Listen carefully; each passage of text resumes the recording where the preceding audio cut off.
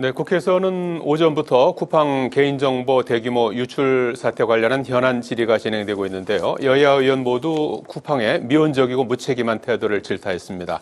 여야가 728조 규모의 이재명 정부처 예산안을 법정 처리 시한인 오늘 오후에 처리하기로 합의했습니다. 정치인사이트 서가번 홍석준 전 국회의원과 국회 현안 살펴보겠습니다. 안녕하십니까? 안녕하십니까? 자, 먼저 예산안 합의 소식부터 좀 전해드려야 될 것 같은데 오후 4시에 아마 이제 본회의를 열어서 처리하기로 했는데 오전에 여야 지도부가 원내대표가 만나서 합의를 했습니다. 728조 슈퍼 예산인데 4조 3천억 정도 감액을 했고 그 금액을 이제 필수적으로 필요한 그 부분에다가 이제 투입하는 그런 쪽으로 이제 합의를 이뤘는데 이재명 정부 첫 예산 합의 소식 여야가 굉장히 날카롭게 맞서 있는 상황에서 합의를 했다는 부분에 대해서 상당히 좀 평가를 해야 될 것 같기도 하고요. 어떻게 보셨습니까? 예, 법정 기한을 준수해야 된다. 네. 그러지 않으면은 의장이 직권으로 상정해서 처리할 수 있도록 해놓은 법이 실제로 실효성을 거두지 못했는데. 네. 5년 만에 지금 이번에 처음으로 법정 기한을 준수한 거 아니겠습니까? 예. 모처럼 국회가 국민들 입장에서 보면 모처럼 이 국회가 밥값 좀 했다. 이런 이 찬사를 받을 수 있을 것 같습니다. 사실 워낙 정치적으로 이 큰 격하게 대결하고 있어서 걱정 올해도 역시 법정 시한 끝내지 못하고 결국 늦어질 수밖에 없다 이렇게 생각했었는데 뜻밖이죠. 네. 어쨌든 다행이라 생각하고 또 그간 국회의 노고의 여야 국민들도 찬사를 보낼 거라고 이렇게 믿습니다. 어쨌든 이재명 정권 이제 첫 예산 아니겠습니까?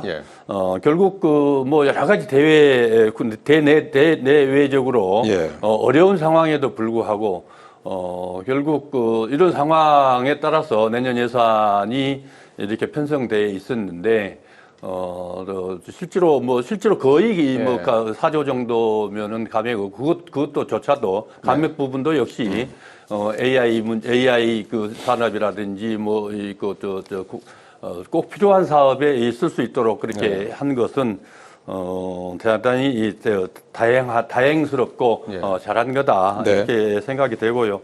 어쨌든 이제 새 정부가 출범해서 여러 가지 정책들을 잘 수행할 수 있게 돼서 그나마 다행이다 이렇게 싶습니다.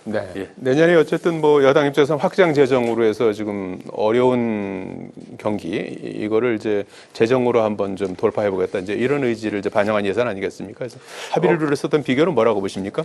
예, 일단 그 의총에서 손석희 원내대표가 아쉽지만 여야 합의로 하기로 했다고 이제 몇 가지 이제 이야기를 했습니다. 이제 그런데 자세한 것은 비공개 의총에서 이야기를 한다고 했지만 사실은 일단 여야가 싸울 땐 싸우더라도 또 이런 어떤 중요한 예산이라든지 국가 경제를 위해서는 또 협의할 건 협의해야 된다는 게 지금 국민의힘의 기본적인 방침이기 때문에 법정 시한을 지켜서 이제 합의를 한 것 같습니다. 그런데 대단히 좀 아쉬운 것은 이번에 예산이 728조 슈퍼 예산으로 지금 적자 부채가 110조 됩니다. 이 적자 부채가 사실은 이제 어쩔 수 없이 예를 들면 경제 활성화를 위해서 필요하다고 주장할 줄은 모르겠습니다만 근데 내용을 보면 포퓰리즘 예산이 굉장히 많이 있습니다. 예를 들면 이재명 대통령이 공약이기도 하지만 예를 들어서 그 아동수당을 5세에서 13세로 늘린다든지 또 기초생활수급자의 그 소득 수준을 4인 가족으로 해서 207만 원까지 상향한다든지 또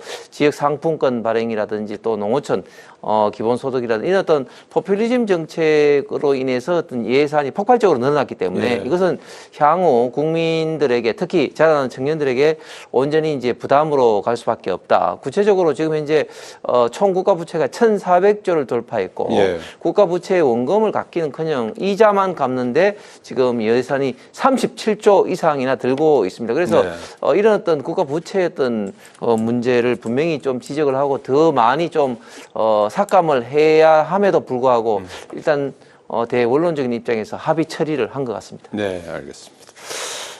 국민들의 이제 헬스인 만큼 허투루 쓰이는 일이 없도록 또 잘 또 감시를 해야 될 것 같고요.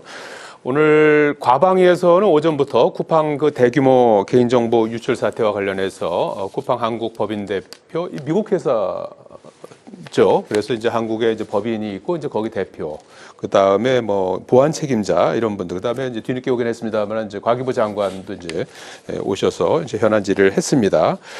그런데 이제 현안 질의에서 여야 모두 뭐 자료 제출도 뭐 제대로 쿠팡 쪽에서 제대로 하지 않고 또 이렇게 책임도 좀 회피하는 그런 모습 때문에 상당히 좀 고성도 있었고 성토가 이어지는 모습도 볼 수가 있었는데.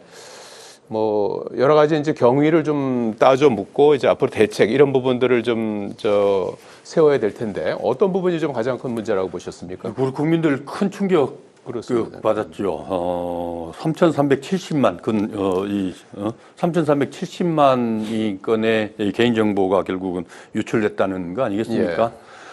사실 가장 개인 정보가 모든 이 기업의 쿠팡의 기본 자산이다라고 얘기를 해도 과언이 아닐 기업 아니겠습니까? 결국 매출이 40조가 되는데 우리 국내 매출이 매출 40조가 되는 기업이 몇 개나 있겠습니까? 결국 이 핵심 이 사업이 그 개인 정보인데 이 개인 정보를 보호하기 위한 보호하기 위한 여러 가지 그 보안 장치들에 대한 투자는 거의 없었고 실제로 이 보안 책임자를 중국 사람이 하고 있었고 결국 이 사람이 다 하고 나서 유출했다는 게 아니겠습니까? 개발자라고 그렇죠. 개발자. 그러니까요. 그러는데 결국은 이 40조나 되는 이 회사에서 이 5개월 동안 이 사실도 5개월 동안 알고 있지를 못했다, 모르고 있었다. 정말 얼마나 충격적인 이 사실입니까? 지난 국정감사에서도 쿠팡과 관련돼서 대표 출석을 요구를 해서 결국 출석하지 않았죠.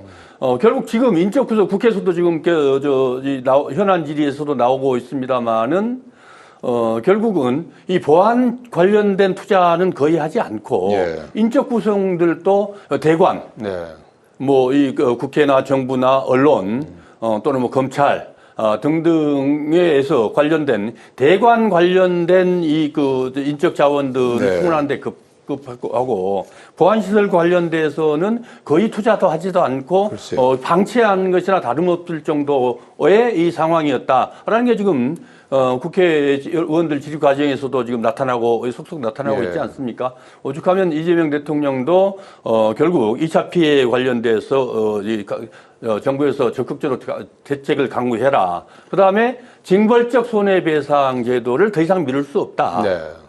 이거는 상당히 중요한 발표고 말씀이고 또 제도적 변화가 될 거라고 생각을 합니다.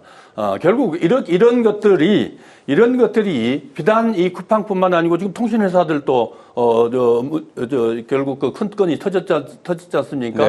이 속속들이서 계속해서 이런 문제가 발생되고 있는데 결국은 징벌적 대책이라는 게 결국 기업들이 이 경각심을 갖지 않으면 안 되고 또 피해자들에게 손해배상이라는 결국 통신사들 손해배상 1인당 한 30만 원 정도? 20만 원, 30만 원 이 정도의 하니 결국 기업을 하면서도 이와 관련돼서 경각심을 갖지 않고 있다. 결국 외국처럼 징벌적 손해배상을 제도를 도입해서 소비자들에게 피해 구제를 받을 수 있도록 또 기업들은 그로 인해서 기업들은 경각심을 갖고 대책을 마련할 수 있도록 그런 제도적 장치도 필요하다. 더 이상 미뤄서는 안 된다. 이렇게 생각됩니다. 이번 쿠팡 사태가 뭐 다양한 문제점을 노출한 것 같고 쿠팡에서만도 네 번째라는 거 아니겠습니까? 그래서 뭐 또 추가로 청문회가 더 필요하다. 앞서 그런 얘기도 나오고 그러던데요. 예, 그렇습니다. 이번 사태를 통해서 쿠팡이 정말 글로벌 유통회사로 성장하고 있었는데 이렇게 내부적으로 보안이 엉망이구나 하는 것을 알 수가 있는 어떤 계기가 됐습니다. 이번 정보는 또 지난번 SKT하고는 또 다른 게 개인 어떤 더 민감한 정보들이 많이 있죠. 개인의 어떤 뭐 주소라든지 뭐 그런 것은 물론이고 어떤 카드 번호라든지 점점점 핵심적인 어떤 정보가 다 털렸다고 해도 현관문 비밀번호까지. 그러니까요. 다 틀렸다고 지었다고. 지금 볼 수가 있습니다. 그래서 이번 쿠팡 사태로 인해서 쿠팡 자체의 어떤 그런 뭐 직무적 손해배상이라든지 이런 걸 어떤 논의하면 물론이고 국가적 차원에서 이걸 한번 봐야 된다.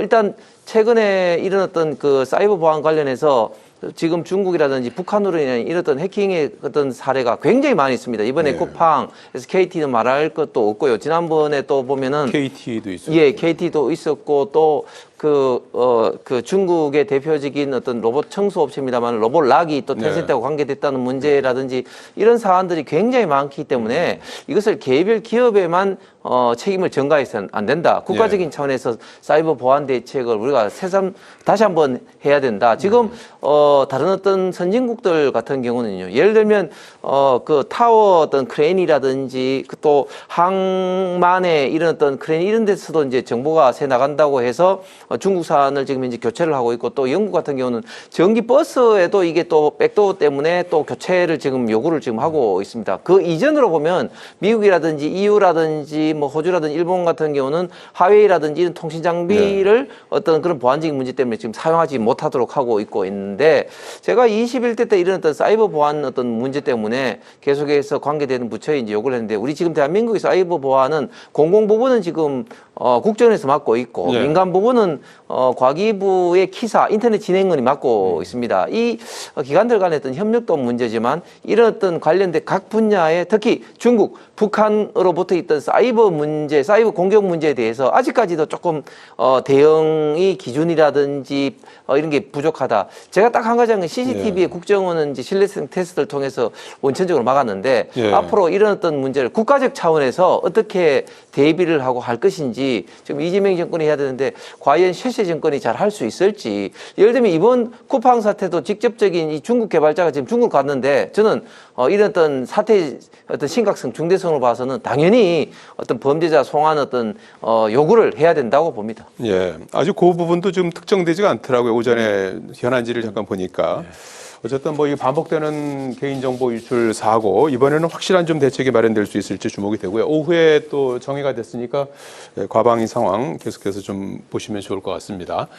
자, 추경호 의원의 구속 여부가 오늘 판가름이 납니다. 아마도 오후 3시에 뭐 영장실질 심사가 시작이 되면 결론은 아마 내일 새벽 또 마침 또 내일이 12월 3일 불법적 위헌적인 비상계엄 1년이 되는 날입니다. 그래서 그 결과가 어떻게 나올지 이제 궁금하고 그것이 이제 정치권에 미칠 파장은 어떠할지 이런 부분도 궁금한데 어떻게 예상하십니까?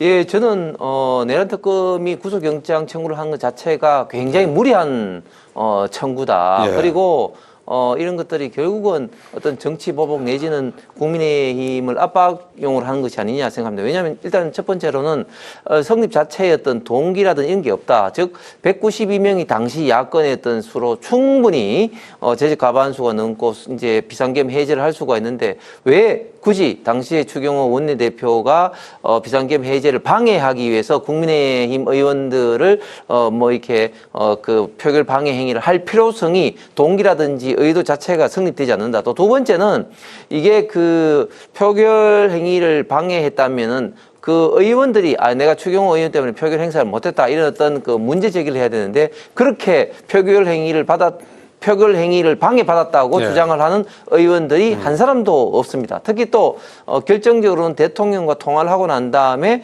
당사에서 의총 장소를 국회로 바꿨기 때문에 네. 대통령의 어떤 통화 지시로 인해서 하지 않았다는 어떤 말씀을 드리고 또한 지금 현역 의원으로서 지금 증거인멸이라든지 또 도주의 가능성이 없는 어떤 상태에서 구속영장 청구 자체가 대단히 그 정치 탄압적이고 무리한 어떤 그런 건데 네. 그런데도 불구하고 왜 했느냐? 결국은 탄핵이 그러니까 구속영장이 받아들이게 되면 결국 이제 그 민주당에서 위헌 어떤 정당으로 이제 그 국민의힘을 공격할 것이고 예. 설사 받아들이지 않는다 할지라도 계속적으로 좀 내란 프레임으로 정치 선동 공세형으로 내년 지방선거까지 끌고 가기 위해서 한 거 아니냐. 지금 그 추가 특검 논의까지도 지금 민주당에서 네. 나오고 있는 상태 아니겠습니까? 그래서 이런 모든 것들이 정치적 선동의 어떤 그런 어떤 결과다. 저는 사법부가 제대로 올바르게 판단할 거다. 물론 또 공교롭게도 이게 12월 3일 기업 1주년이기 때문에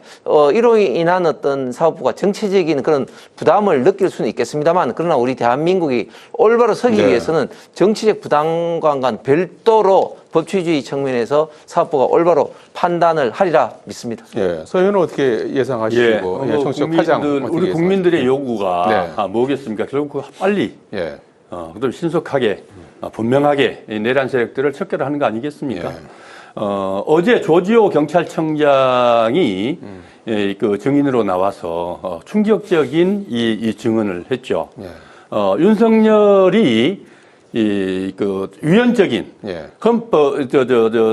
행위를 하지 않았다, 국회 관련돼서. 그래서 그걸 막거나 지시하지 않았다라고 했는데, 조지호 청장 증언은 6번이나 전화를 해서 막아라 라고 얘기했고, 심지어는 월담하는 국회의원들이 많다고 한다. 네. 이 월담하는 국회의원들을 다 체포해라까지 지시를 하는 이 충격적인 그야말로 이 증언이 나왔죠. 네. 모든 게 백일하에 다 드러나지 않았습니까? 이와 관련된 핵심이 지금 추경호 전 집권 여당의 원내대표였죠. 결국 의총 장소를 3번이나 바꿨지 않습니까? 예. 예결위원장에서 국회 예결위원장에서 당사로, 다시 당사에서 국회로. 예. 당사에서 국회로 옮겼다라고 얘기를 하면서, 통화 이후에 옮겼다라고 얘기하면서, 아까 홍 의원도 말씀하셨습니다만은 그걸 표결 방해가 아니지 않냐, 네. 그것만 봐도라고 얘기하지만은, 결국 윤석열 그 전에 정무수석으로부터 또는 한덕수로부터 전화를 받고, 홍철호 정무수석으로부터 한덕수로부터 전화를 받고 이미 계엄 사실은 알고 있었습니다. 예. 이게 불법이라는 것도 알고 있었죠. 예. 그런 상황에서 예결위 장소를 옮겨서 이미 국회 국민의 의원들조차도 혼란스럽다라고 내부 이렇게 통신 나왔지 않습니까? 예. 결국은 윤석열과의 통화 이후에 예. 당사에서 국회로 옮겼습니다. 윤석열과 통화가 윤석열이 그 전에 바로 직전에 조지호 청장한테 월담한 국회의원들 다 체포해라까지 했거든요. 예. 그 상황에서 당사에서 국회로 가면 다 경찰들이 체포하게 돼 있었습니다. 물론 실행은 하지 않았지만은 윤석열 당연히 실행할 거라고 믿었고, 역시 추경호 원내대표도 그 상황들을 분명하게 인지해서 결국 다시 한번 또 한 번 혼란을 준 거 아니겠습니까? 이런 것들이 결국은 여러 가지 본인은 여러 가지 변명들을 하고 있지만은, 결국 그 긴박한 상황에서 윤석열과의 이 통화, 또 청와대나 이 내부의 이런 이 공모해서 결국 국회 표결을 방해한 것 아니겠습니까? 이 모든 것들이 내란 이 세력과 내란 세력을 척결해야 된다는 이 국민적 요구에 부응하고, 또 사법부도 그와 관련된 그런 것들에 대해서 분명하고 엄정하게 판단할 것이다, 이렇게 믿습니다. 알겠습니다.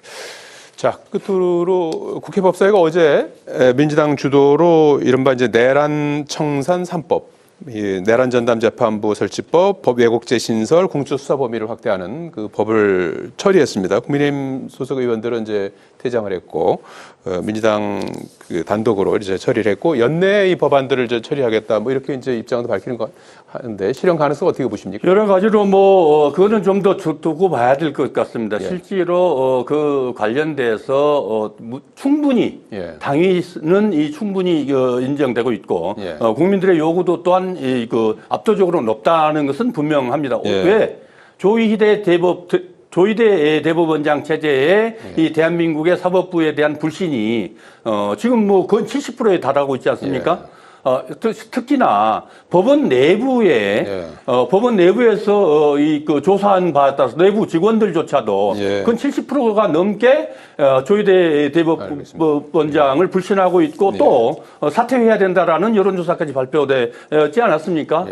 이렇게 불신받고 있는데, 이 중요한 이 중요한 이 그 내란 척결과 관련돼서 지금 사법부 직위원 재판부의 이 그 구성에서부터 시작해서 여러 가지 이 국민들이 불안해하는 것들을 민주당 입장에서도 국민들의 뜻에 이 그 거스를 수 없고 또 국민 더 분명하게 이 대책을 마련해야 되지 않겠냐라는 그런 그 심리에서 진행되고 있는데 좀 더 많은 논의들이 좀 필요한 건 사실인 것 같습니다. 예, 논의는 필요하지만 뭐 처리는 불가피하다 이렇게 이제. 저는 민주당 이재명 정권이 들어와서 우리 대한민국의 상권 분립과 법치주의를 파괴하는 위헌적인 뭐 행위들을 너무 많이 하고 있는데 내란 전담 재판부야말로 우리 대한민국의 법치주의를 파괴하는 정말 심각한 행위입니다. 왜냐하면 두 가지 어떤 원인인데 첫 번째는 이 법치주의의 가장 중요한 사법부의 독립에 있어서 지금 현재 이 내란 전담 재판부는 사법부의 중요한 어떤 조직 인사를 개입하는 것이고 또 두 번째는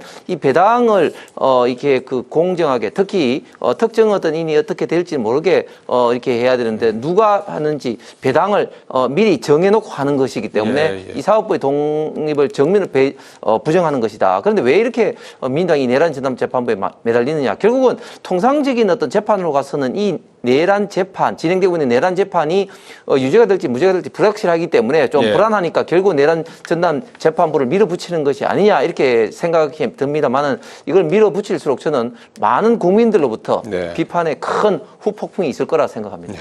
내란 전담 재판부 설치법 연말 전국에 또 어떤 영향을 줄지 또 지켜보도록 하겠습니다. 오늘 여기까지 듣겠습니다. 고맙습니다.